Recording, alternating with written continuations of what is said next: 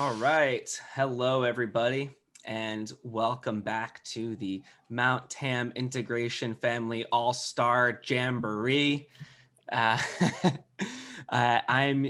Mike Margulies, playing the role of moderator for this session and the next one. I'm the founder of Psychedelic Seminars, which I'm a good friend of Daniel's, our good host and commander-in-chief here for this event. We've frequently collaborated together, most recently on the Crypto Psychedelic series. You can find all of this stuff on, thanks Toby, on Psychedelic Seminars, psychsems.com, PSYCHSEMS.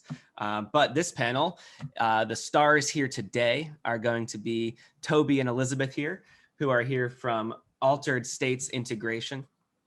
So I'm going to read a little bit about Altered States, a little bit about Tobey and Elizabeth, and then I'm going to leave the floor to them to share about neurohacking, which I'm actually myself pretty interested to learn about. So Altered States Integration is an online platform, which I believe you all were doing it online before that was cool, if I understand correctly. So online platform for harm reduction, education and integration. Tobey and Elizabeth have a wide range of experience, and they draw inspiration from a wide range of topics, including psychedelic harm reduction, nutrition, psychology, and political activism. And they believe that talking about psychedelic and altered state experiences is an excellent tool to reaching deeper personal understanding. And Altered States Integration hosts a monthly themed integration circle, as well as many educational and harm reduction classes and events. So a little bit about each of them. Tobey has 6 years of experience as a harm reductionist with Zendo Project, Nest, DanceSafe, and Harmonia, offering on-site peer support and drug education. He's a founder and integration coach at Altered States Integration, and he's past president of the Psychedelic Club of Denver. Welcome, Tobey. And then Elizabeth J.O. is a holistic nutritionist and change coach with 12 years of clinical experience. Since graduating from Bastyr University, she studied MHFA. What that stands for mental health first aid. Mm-hmm. Right on. Human behavior, psychology, yoga, flow states, and mindfulness-based therapies. And so the talk that Tobey and Elizabeth are going to give today is about neurohacking. And so the neurohacking scene has close ties to the modern psychedelic revolution. The neurohacking tools look to apply neurological research to performance enhancement and creative problem solving. So the pioneers in neurohacking have developed and explored many of the difficult experiences presented along the learning curve. And many of the theoretical hacks in neurohacking can offer ideas to the still developing world of psychedelic healing. So Tobey and Elizabeth are going to look at the intersections of neurohacking and psychedelics to see if they can inform the planning of a healing psychedelic session. Got all the background properly there? Yeah, thank you so much, Mike. That was wonderful. All right, thank you. If you would give me privilege to share, let's get to the presentation. Sure, let's do that.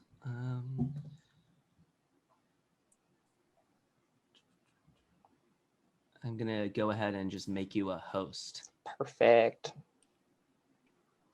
Oh wait, I'm just gonna change it to you, actually. Is there a way to just give you permission here? Well, this is the piece of the panel that we hadn't sorted ahead. Yes, you should just be able to click the 3 dots next to my name and then make host or co-host. Ah, perfect. Boom. Now you should be able to share.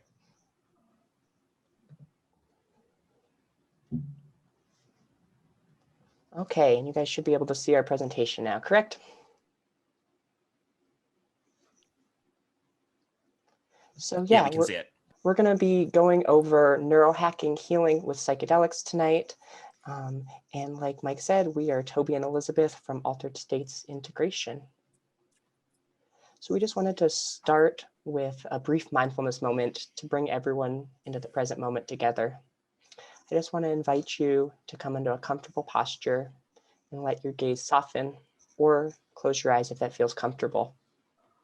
Now let's just take 5 deep mindful breaths together to center us in the moment. just a big breath in through the nose. Hold it at the top and exhale out through your mouth. And let's do that again. Big breath through the nose. And let it all go out the top. And let's just do 3 more deep, mindful breaths in silence together.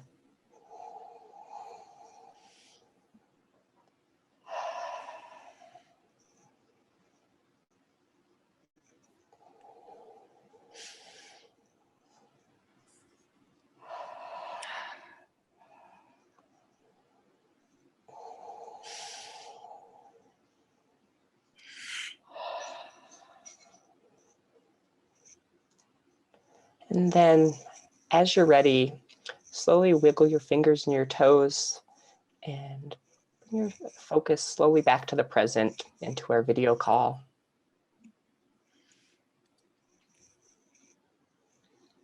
So today we will be examining how neurohacking skills can be used to enhance healing when using psychedelics.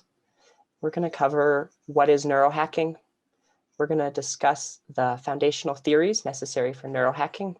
We are going to examine and explore possible applications of hacks with psychedelics. And then we're going to leave you with some tips and tricks to get you started on your own neurohacking journey. So let's get to it. Elizabeth? So what is neurohacking, you might ask? The contemporary definition originates in the early days of computer science. The term computer hacker was given to the technique of finding backdoors to secure computer programs. Since then, hacking has evolved to mean a backdoor to a closed system, oftentimes a shortcut or a cheat code. But I have to warn you, they are not all quick or easy. A hacker on neurohackers.com describes it best. Neurohacking is changing your mind by changing your brain chemistry and learning how to control the states and work with them. Sometimes we humans do it just for fun, but it is what shamans have been doing since ages past. Neurohacking has close ties with consciousness hacking, biohacking, and life hacking. Neurohacking relies heavily on using scientific theories of neurology and biophysiology. Many of these neurohacking theories are under-researched and only anecdotally tested. So it's easiest to think about neurohacking being like a grassroots kind of science. In today's presentation, you'll see what neurohacking can teach us about increasing benefit maximization for psychedelic healing.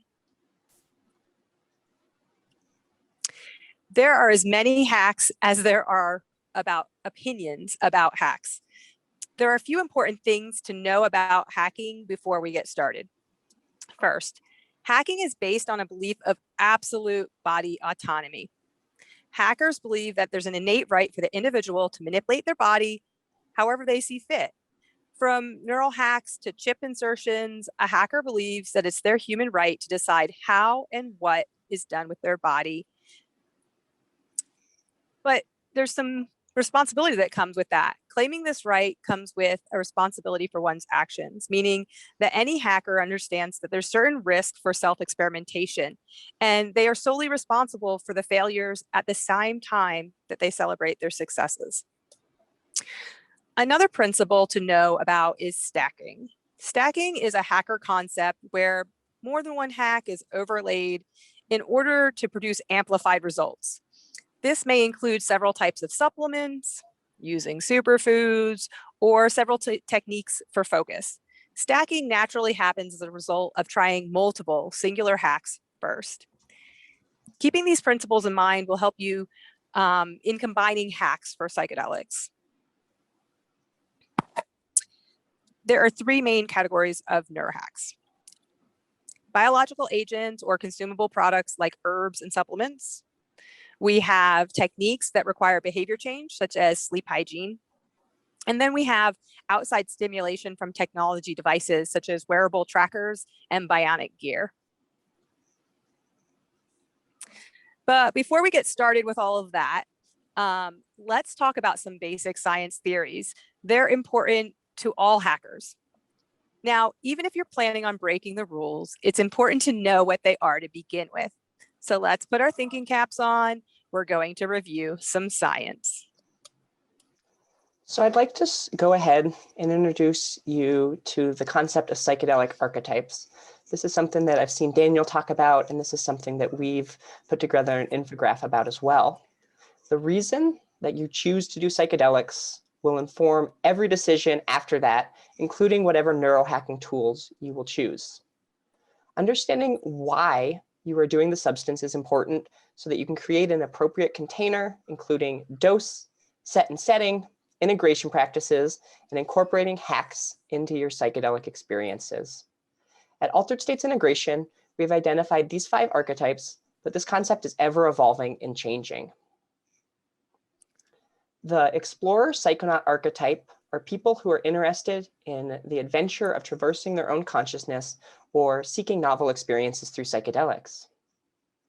The Recreational archetype is someone seeking fun times or enhanced social interactions. I'd like to note that at Altered States Integration, recreational is not a bad word. The Ceremonial archetype is someone interested in spiritual ceremonies. A great example of this is somebody who's taking ayahuasca in a traditional ritual setting. The Neurohacking archetype is seeking performance-enhancing benefits. Microdosing for productivity is a popular neurohack in the Silicon Valley tech sector. And then lastly, we have the Medicinal archetype, which is someone who is seeking some form of healing or a self-corrective experience from their psychedelic journey. So it's important to note that these archetypes are not exclusive, and just like the graphic, journeyers will likely have several different identities. If there's any archetype that you fall into that we didn't throw up on this graph, I'd love to hear it. Throw it in the chat now, please, if you have anything that we missed or you'd want to add. So neurohacking is a form of benefit maximization. Benefit maximization goes alongside harm reduction and is a series of practices designed around psychedelic experimentation to create a framework that increases the chances for healing and growth to take place. From intentions to set and setting to aftercare, including these non-traditional neurohacks will help you get more out of your experience. The more work you put in, the more you will get out of it. The scientific method is an important tool for the home DIY scientist.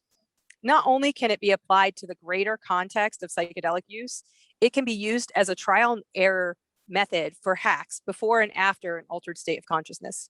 So let's do a quick review. I know it's been since high school for some of us. First, we want to observe what's going on. This is the observation phase when you want to collect a lot of data non-judgmentally, meaning without creating a story or narrative around what's happening, just observe. Next, we want to form a question about what we're noticing. Before you experiment, you want to have an educated guess on what the outcome will be using this hack or technique. This is your hypothesis. The experiment can be a one-time thing or a multiple phase experience, as is the case for microdosing. In neurohacking, it's encouraged to complete the cycle of experimentation in about 1 to 3 months in order to analyze the results and refine the experiment process. And then repeat. Repeat as many times as you need to learn about yourself and how these hacks interact with your body, life, and consciousness. If this process seems confusing, try SMART goals in setting up the hacking process. So changing our brains is possible through a concept called neuroplasticity. Neuroplasticity is the ability of neural networks in the brain to change through growth and reorganization. These changes range from individual neuron pathways making new connections to systematic adjustments like cortical remapping. The more our brains are capable of changing their structure, especially in specific areas associated with learning and memory, the greater our capacity will be for learning new behaviors. So psychedelics and hacks both serve to increase neuroplasticity.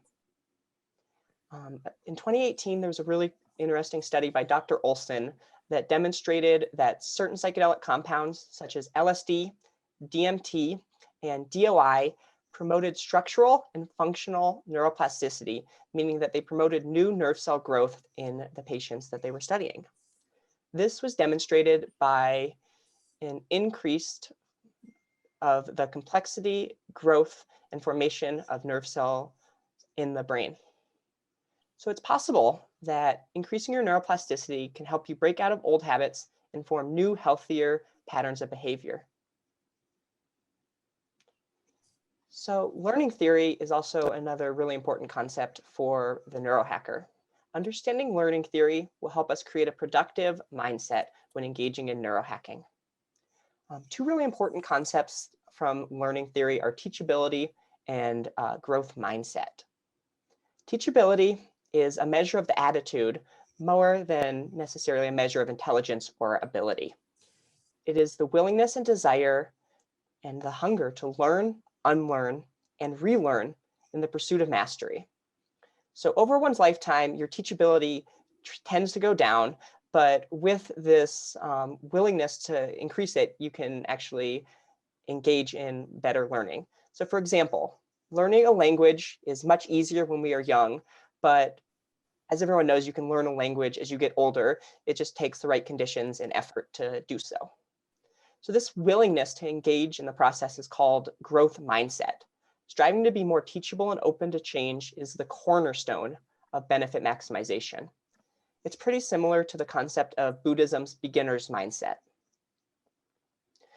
What this means is that being open to the process of change will help a neurohacker deal with failure as part of the process, and then encourage them to continue taking on difficult experiments.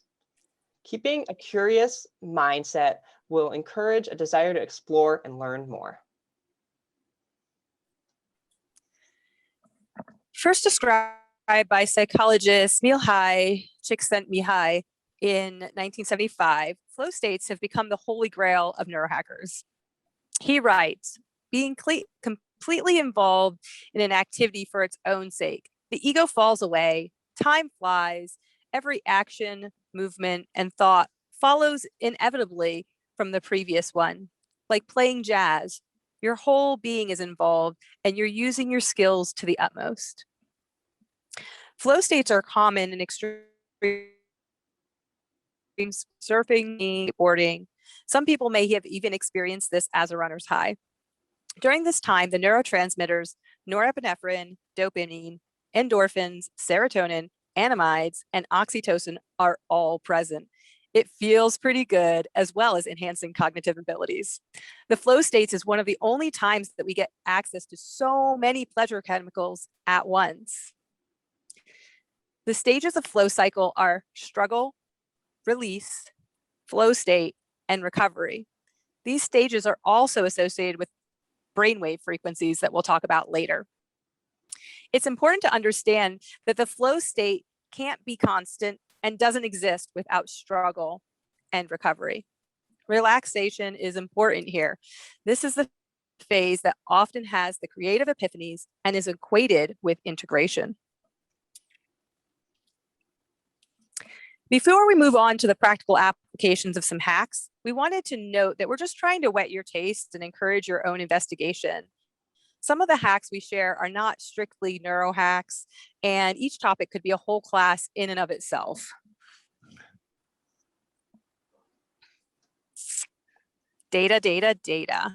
Data collection is the backbone of neurohacking. Tracking habits and journaling gives us a way to reflect on our experiments. As the saying goes, what's not tracked can't be hacked. From food journals to emotional journals, tracking is the favorite scientific tool used by everyone, from medical practitioners to personal trainers and gurus. Not only does it lead to personal accountability, it provides a way for us to assess if a hack is working over time. Keeping an emotion journal is a great habit to stack all your other hacks on. Using a paper journal or electronic apps can help track trends or even identify mood cycles that are then open for interventions. You can actually hack the things that you're hacking. Apps like Exist even interpret the data for you and include things like your wearable Fitbit, so you don't have to do all the data mining yourself. Implementing tracking before an altered state gives you a comparable data set so that you can confidently assess mood changes, habits, and your body after your psychedelic experimentation.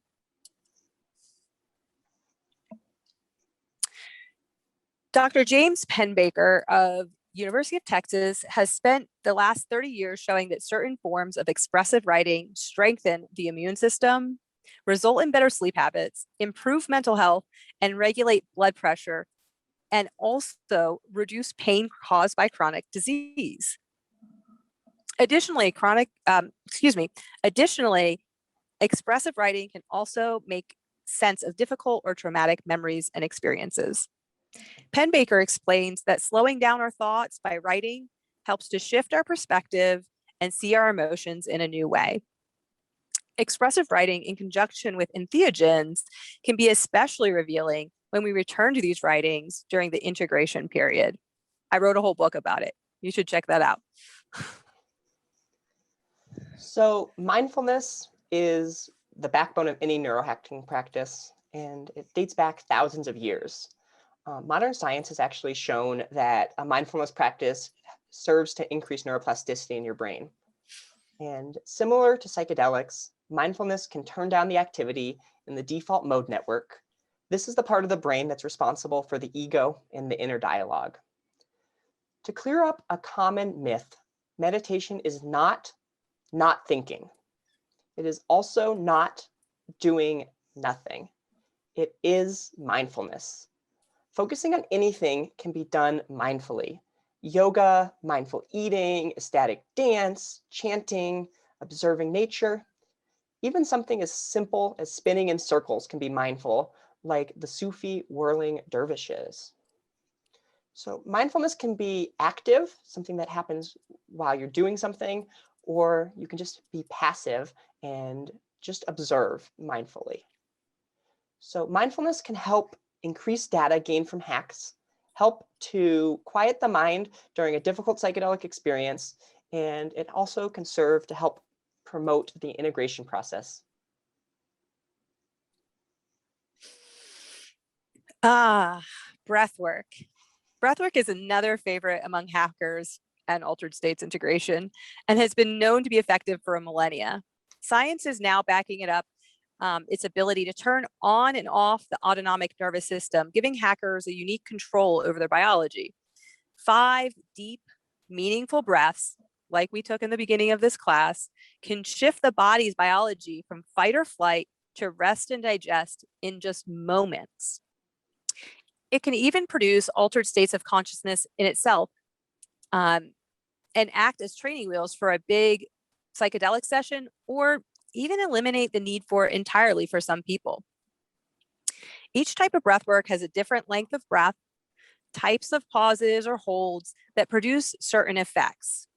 Here's a hot tip. If holding your breath gives you anxiety, then try breath cycles that have a normal pause at the top of the inhale. When breath work is practiced before an entheogenic experience, it can help to calm the mind and reduce anxiety.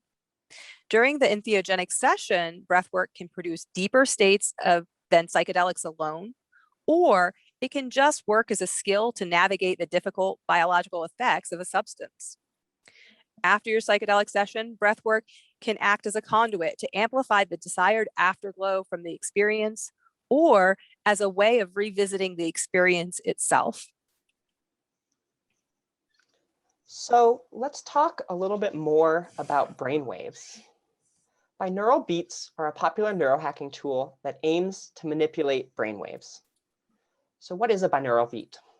A binaural beat is a phenomenon that occurs when 2 different frequencies are listened to in separate ears. Your brain actually processes the difference in these frequencies and creates a unique tone that doesn't exist. These tones are thought to tell your brain to mimic the frequency, helping to produce desired states such as sleep or focus. So common frequencies for binaural beats are anywhere from 1 to 30 hertz, and they aim to mimic the delta, theta, alpha, and beta brainwave frequencies. So one blinded study of 29 people found that listening to binaural beats in the beta range that's 16 to 24 hertz, was actually associated with improved performance on a given task compared to just the control group of listening to white noise. So neurohackers love using binaural beats. It's an easy way to help enhance a meditation practice. It helps fall asleep after a psychedelic trip, and it can even assist in neurological behavioral changes during the integration period. Sleep hygiene is a set of practices around getting and maintaining proper sleep. Most people in this country or any country are not getting proper sleep. It's important that we sleep with our circadian rhythm in order to improve our memory, assist with weight loss, increase cellular repair, and regulate our hormones, all of which are important for mental health. So you want to set yourself up for success. Good sleep hygiene looks like sticking to a regular bedtime, having a pre-bed routine that might include some stretching or sleep tea, avoiding blue light that's known to trigger wakefulness. Now, blue light stops the natural production of melatonin and is naturally found in sunlight when we want to be awake. Hackers often wear blue light blocking glasses to stop the disruptive effects of blue lights that are coming from their electronic devices in the evening. Also, consider avoiding stimulants if your sleep is poor.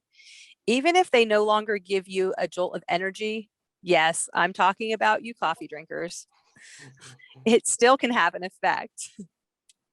Time-limited eating, incorrectly called intermittent fasting, preps the hormone cycle to match your sleep cycle, increasing neurological growth and repair while you sleep. So it can be pretty helpful. And then lastly, only sleeping in your bed is a way of triggering your body to sleep when you lay down in your bed. Anyone who's listened to the famous biohacker Tim Ferriss knows that sleep hygiene is always discussed in interviews of top performers and thought leaders. You need to rest for success. So our next hack is EMDR, eye movement desensitization and reprocessing. So EMDR is a psychotherapy treatment that was originally designed to alleviate the distress associated with traumatic memories. During EMDR, one is asked to recall emotionally disturbing material while focusing on an external stimulus. These stimulus include eye movements, hand tapping, audio stimulation, and glasses that I threw up on the slide that are designed to help lead one in lateral eye movements. So EMDR is more than just a set of eye movements. It's actually been developed out into an entire 8-step protocol.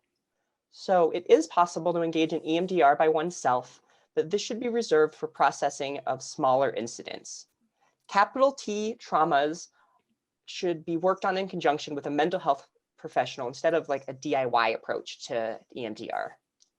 So EMDR glasses have actually been picked up by neurohackers and have been used in combination with voice feedback software, and this produces altered state-like experiences. So these types of sessions can be used to bring on a short, controlled state change, and this can be used to prepare for psychedelics or recall previous psychedelic sessions. So I could literally talk about this topic for hours, and we'll be dedicating a class to this in the future. Nutrition, mental health, and psychedelics go hand in hand.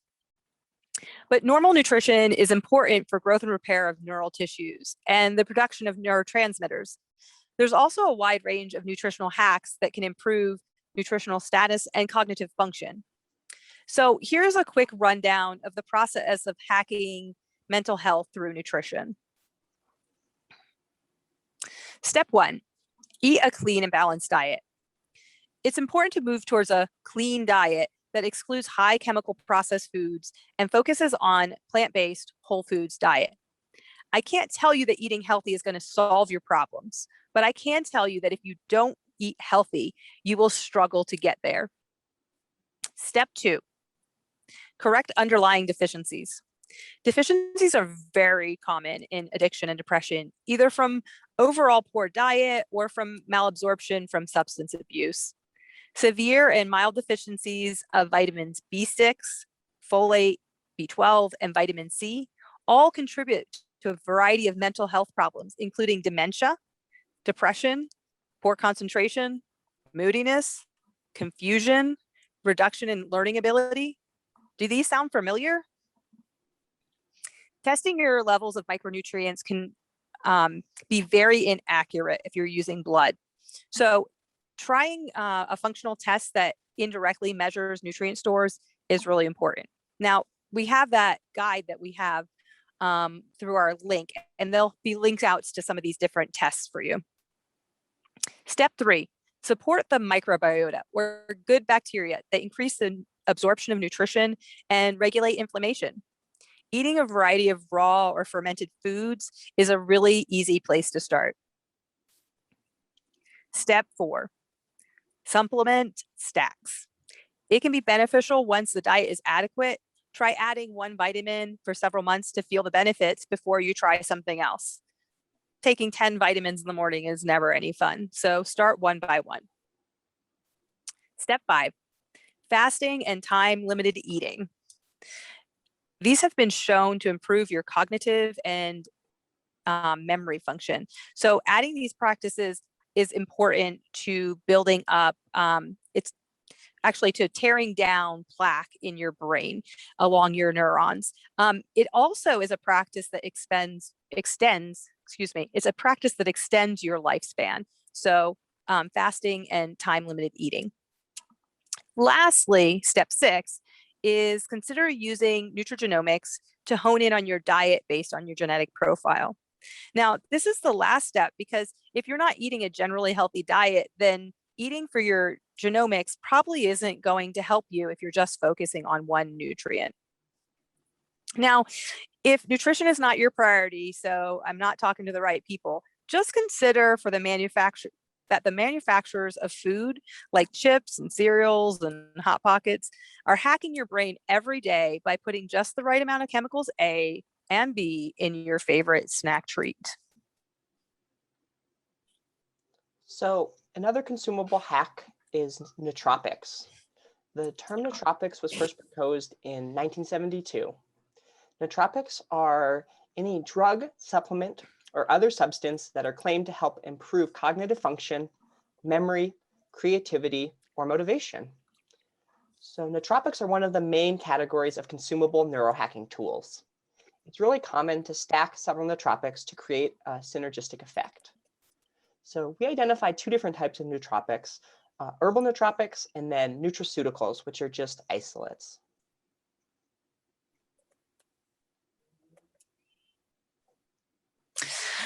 Botanical preparations have been used for hundreds of years to improve cognitive function and hack the body. There are many botanicals that you could use alongside entheogens. So rather than go over specific herbs, I thought that I would focus on giving you some guidelines for choosing the herbs that make sense for your stack. Personally, I think the first consideration should be sustainability. Is this herb ecologically viable to take, and how does it affect the community it comes from here and abroad? I mean, what's the point of trying to improve your physical and mental health if you're negatively affecting the health of others or the planet? While some plants like kava can offer immediate relaxation to help your transition from ceremony to sleep, most herbs take a consistent ingestion over time. Ingesting them or integrating them into your daily ritual, like taking passiflora tea before bed or using turkey tail and cacao coffee replacement in the morning, can really improve the long-term compliance of taking them. So mixing them into your daily routine long-term. Doing a dieta of one plant for several weeks is the simpler method. This will allow you to be really mindful of any positive or negative effects that you have for taking the medicine. After you find several herbs that agree with you, you can stack your favorite nootropics together and know that they're giving you a greater healing effect that you desire. I want to just give you a warning though.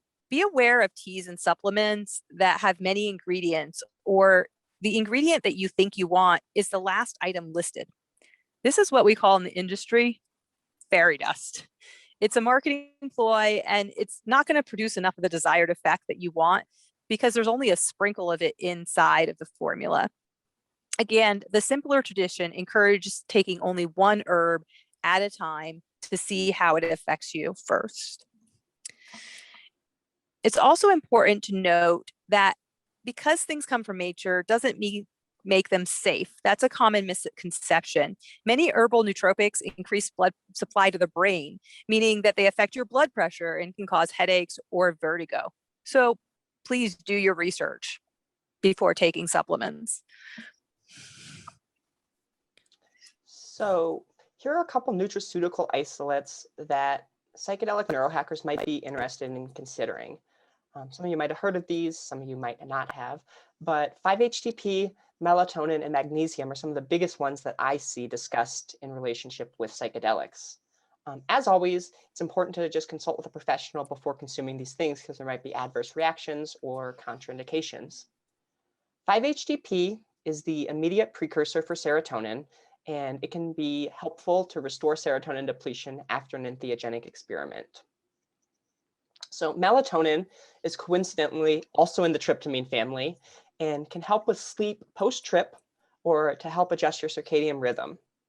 Sleep, like we talked about earlier, is a very, very important part of cognitive function in all phases of improving mental health. And then magnesium is an essential vitamin for learning and memory. It also serves to reduce bruxism, the jaw and muscle tension that some substances can cause. So some nootropics are better used beforehand, like magnesium, and others, like 5-HTP, are used to replenish neurotransmitters after a psychedelic experience has occurred. So microdosing psychedelics, honestly, might be the holy grail of nootropics for a couple reasons. Specifically, psychedelics increase neuroplasticity. So microdosing is a technique that can be applied to a wide range of substances and just refers to a set dose that you're taking that's smaller than the macro dose. So there are several microdosing protocols that have gained popularity in the psychedelic community. This isn't a talk about microdosing protocols, and really, in my mind, the important thing is less about which protocol you pick and more about implementing the scientific method, setting up a hypothesis, tracking your data as you go through your microdosing experiment, and then afterwards revising your experiment to learn and adjust based on the information for what works well for you, your brain, and your body. So the most popular microdosing protocol is the James Fadiman protocol. Fadiman has been studying microdosing for decades. So his protocol involves 1 day on and then 2 off days before repeating the cycle. Off days are really important because both a tolerance buildup will occur, as well as allowing you to practice these new behaviors when your neural circuits are more flexible. So Paul Stamets is a world-renowned mycologist who is well-versed at growing and using a wide range of fungus. The Stamets protocol has 5 days on and then 2 days off. And Stamets talks about the Stamets stack, which is a nootropic stack of a psilocybin microdose combined with lion's mane mushroom, as well as the B vitamin niacin. So that's a great example of stacking. And then lastly, the intuitive method involves trusting your body on when to dose. Some experienced hackers will microdose on busy work days, while others feel more comfortable just microdosing on the weekend or their days off. So again, the important thing is to set up a hypothesis. Why do you want to microdose? Microdosing helps me do XYZ better. And then afterwards, it's important to track and see if it's actually harmful or helpful on whatever your theory was. So some hackers use microdosing after a breakthrough experience to enhance their integration process. And then others don't ever actually take a breakthrough experience, and they only follow microdosing protocols. So again, neurohacking with psychedelics has some risks inherently, so proceed with caution. So integration. Why is integration a hack? So integration is simply the analysis phase of the scientific method, or the recovery stage of the flow cycle. Mindfully integrating will last much longer than the 6 to 12 hours that a psychedelic experience lasts. It capitalizes on having an increased neuroplasticity and directs your energy into making changes towards the goal you are seeking. So this is really why it's essential to have a goal or a hypothesis for your psychedelic experimentation beforehand. As humans, we are narrative-based and we relate to the stories that we create. Integration is the process of accessing materials and insights gained from an altered state experience and incorporating them into one's life. Neurohacks can act as a bridge between the experience and creating this narrative. Nonverbal integration works on accessing different parts of the brain. So art specifically activates the hypothalamus, which increases the risk-taking abilities. So art integration such as painting, poetry, or song also serves to give us a tangible representation of our ineffable experiences. These tokens are representations of how our altered state can be used to create a verbal narrative as we explain their meaning to ourselves and our friends and family. Looking back on these tokens really can serve as a reminder or a motivation for what we got out of this psychedelic experience.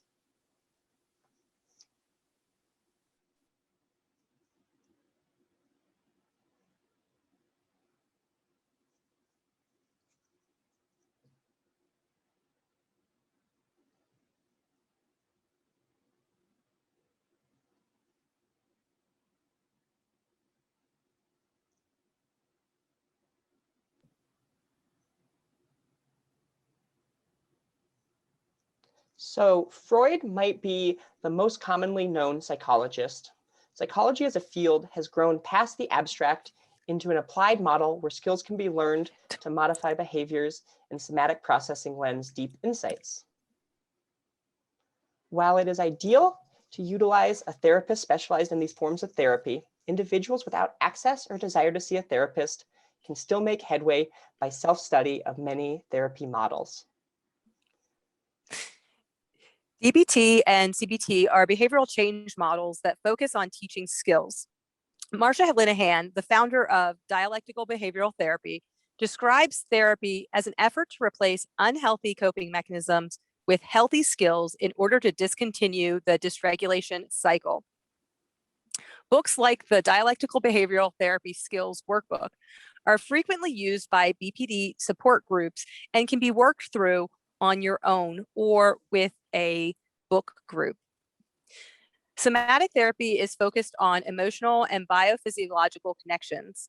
Clients are encouraged to focus on body sensations and engage with them in order to release stored trauma.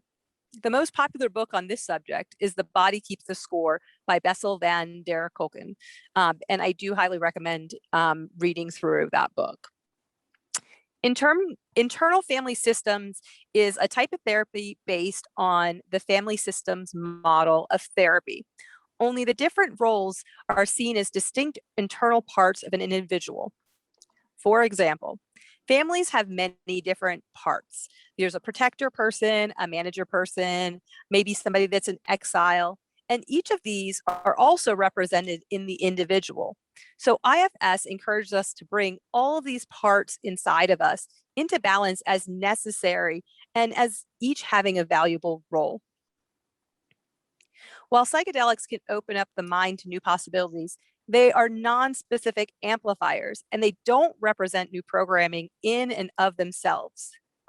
Using therapy or self-help models in connection with altered states of consciousness promotes specific change in neuroplasticity.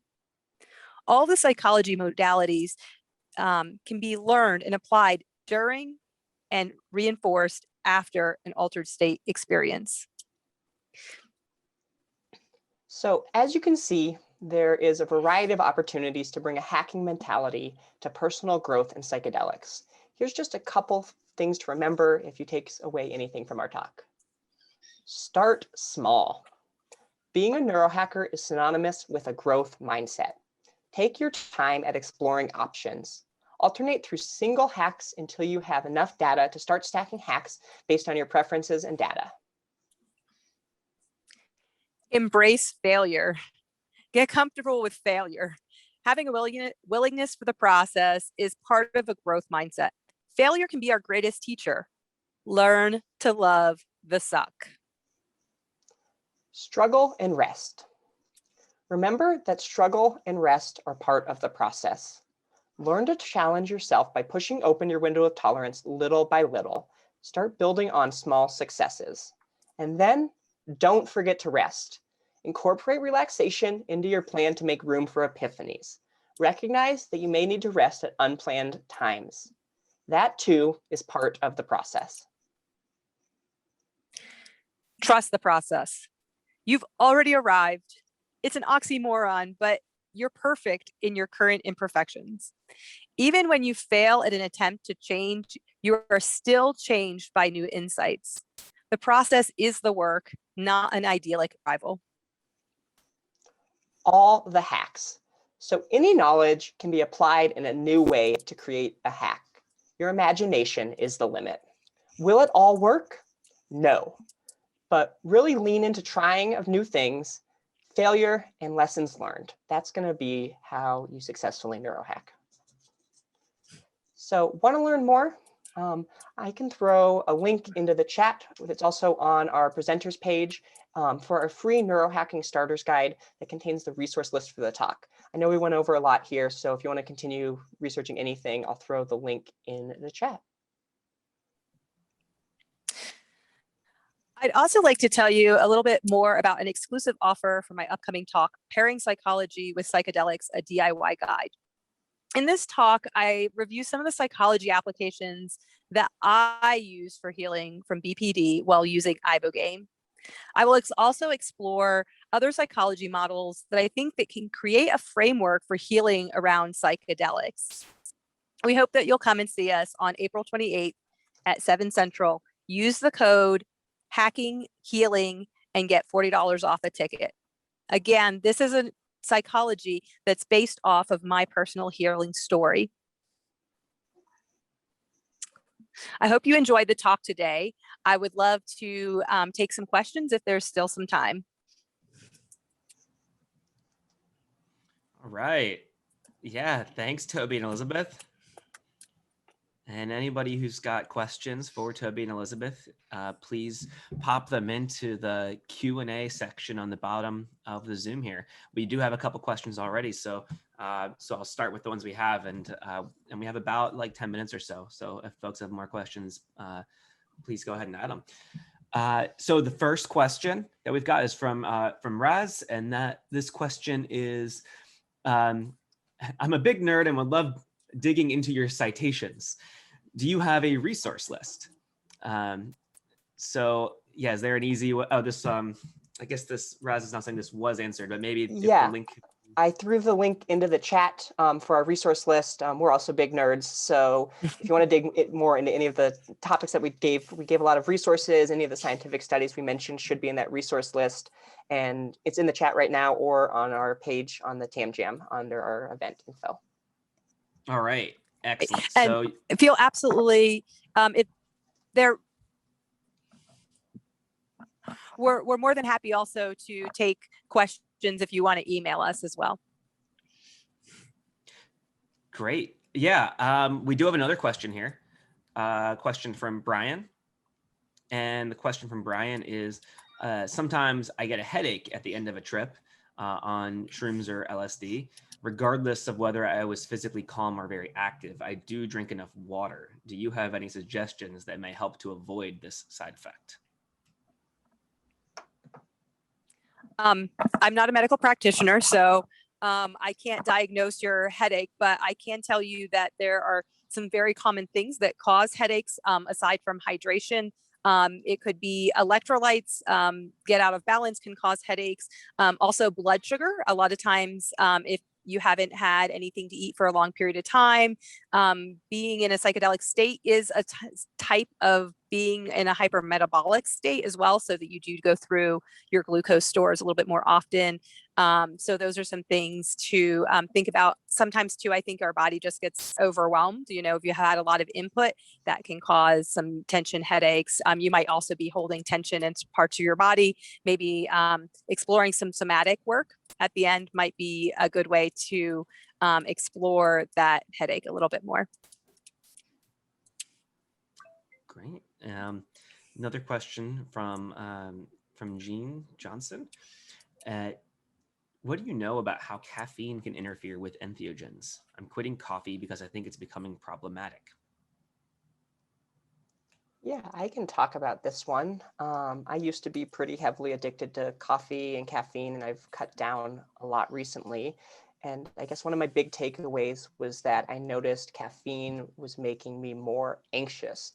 And I would really notice that on days where I was like microdosing, because I think that psychedelics can also increase anxiety. So I guess just from my own perspective, I noticed that there was like a compounding anxiety effect between psychedelics and caffeine. I think everyone's going to be a little bit different, but I guess if I'm microdosing, I try to consume no other substances that day so I can get objective data. So I can see how the microdose affects me, not how the microdose affects me plus cannabis plus caffeine. So I guess I would recommend trying psychedelic without the caffeine. And I mean, if you're really addicted to coffee, you might have to taper down to get rid of caffeine without getting caffeine headaches. That was one of the hardest parts for me, was just getting a headache in the afternoon if I didn't consume coffee. So you can slowly reduce your caffeine intake.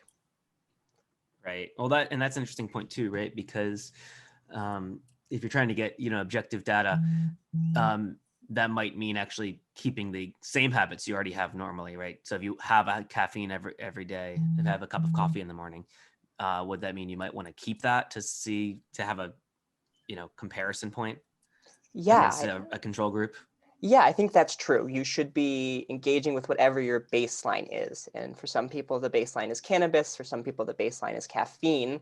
So I think it's important to, I guess, A, recognize what your baseline is, and B, try to, if you are interested in removing whatever your baseline substance is, if there is one, and approaching it from just a isolate, just trying one thing at a time, right?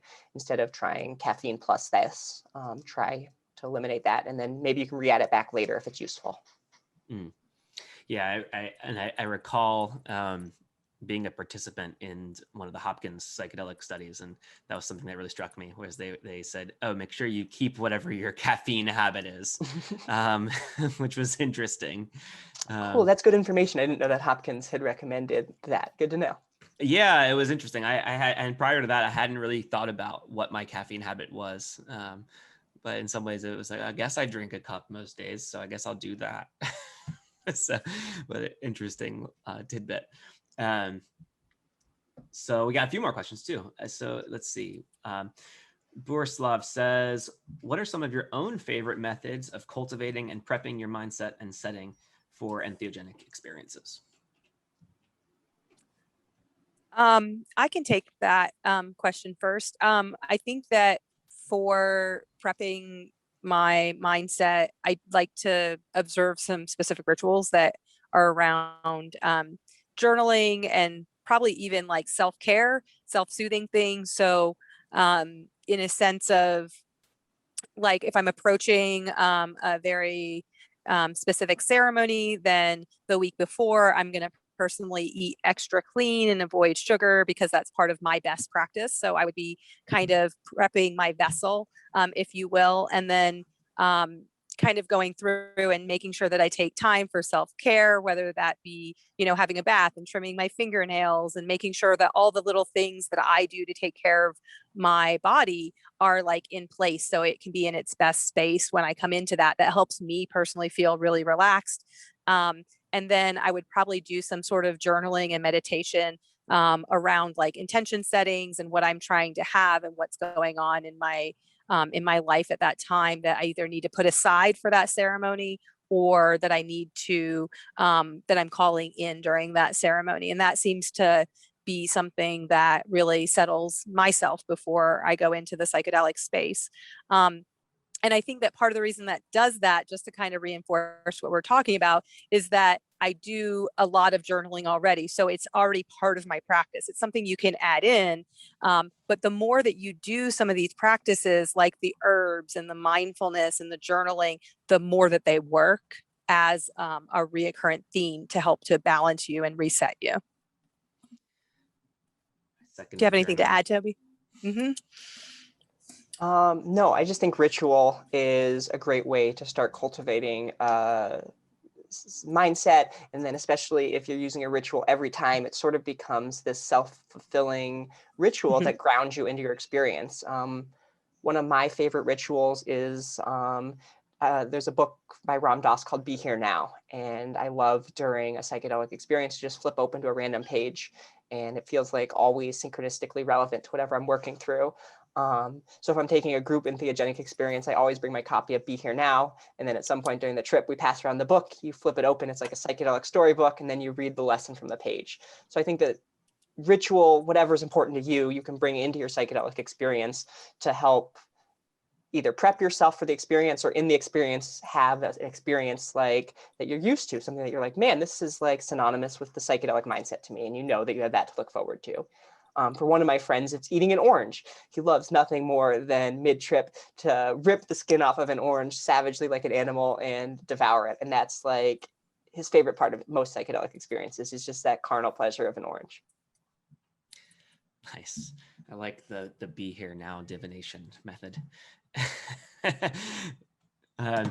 So we've got time, I think, for one last question. And this is from Holly. If you're trying to test something to add to your stack, do you need to stop taking supplements like calcium too? That's a good question. I don't think that you need to, if it's something, again, we talked about being in a baseline state. If it's something that's recommended by your healthcare provider, especially, then you might want to. But I do think that there's something to be said. Again, this is like, you have to make the autonomous decision for yourself. I don't want to give out medical advice in this short webinar, but when you're thinking about like what you're trying to heal, you also have to consider all the little pieces that are going into it. And a lot of times people don't realize that there's part of things that could be like causing them to have an upset stomach. Maybe they're taking a vitamin a certain way with coffee in the morning, and they always get this upset stomach, but they don't relate it to that. So at some point, if you're trying to deal with certain types of physical manifestations of mental health and pulling all these pieces together, you may consider it. But if it's your baseline, then I think it's okay to start at what your baseline is now, unless you're taking already a tub of 20 pills every day because you're taking a gazillion supplements, in which case it might be the experiment is taking away things instead of adding things in. Nice. All right. Well, I think that about wraps up this session here. There's coming up next is a musical guest, Gabby Lala. So I'll be introducing Gabby in about 15 minutes. But for now, I want to just say thank you to Tobey and Elizabeth. If you want to find out more, your website is alteredstatesintegration.com. Is that right? Mm-hmm. All right. So check them out at alteredstatesintegration.com. And I will be back here for musical guest Gabby, who's going to be doing some sitar for us, I believe. So I'll see you over there in 15 minutes. Thanks, Tobey and Elizabeth. Thanks, Serenity. Thanks, Lauren. And thank you all for being here. Yeah, thank you, everyone. Mike. Thank you, Mike. Thank you, everyone. Lauren. Bye, Serenity. Thank you, Lauren. See everyone.